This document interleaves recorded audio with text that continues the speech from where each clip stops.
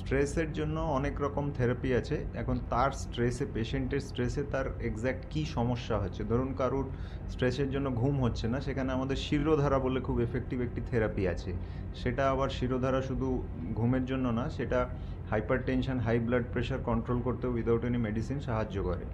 তো এর মধ্যে নাস্যাম আছে, নাস্যা বলে একটা ন্যাজাল মেডিকেশনের থেরাপি আছে, শিরোধারা আছে, শিরোবস্তি আছে, অভ্যঙ্গা আছে, এগুলো সবগুলোই স্ট্রেস ম্যানেজমেন্টে সাহায্য করে।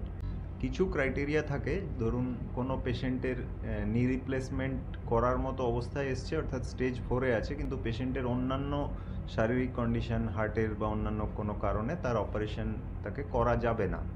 সেক্ষেত্রে তাকে আয়ুর্বেদ ট্রিটমেন্টের মধ্যে থাকলে নি রিপ্লেসমেন্টের মতো না হলেও সে হয়তো কিছুটা রিলিফ।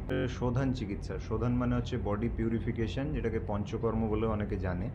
সেই শোধন চিকিৎসা এবং তার সঙ্গে হার্বাল এবং হার্বো মিনারেল যে আয়ুর্বেদিক ওষুধগুলো, যেটা কিনা ডাক্তার প্রেসক্রাইব করে দেয়, তার মধ্যে থাকলে আপনার কোনো অর্গান ড্যামেজ হবে না, আপনার শরীরের অন্য কোনো সাইড এফেক্ট হবে না, এবং তাতে যদি পেশেন্টের কোয়ালিটি অফ লাইফ আগের থেকে অনেক বেটার হয়, উইদাউট এনি পেন কিলার তার পেন ম্যানেজমেন্ট হয়, তার মুভমেন্ট বা ডেলি রুটিন সে বজায় রাখতে পারে, তো এটাই অ্যাচিভমেন্ট আমাদের কাছে।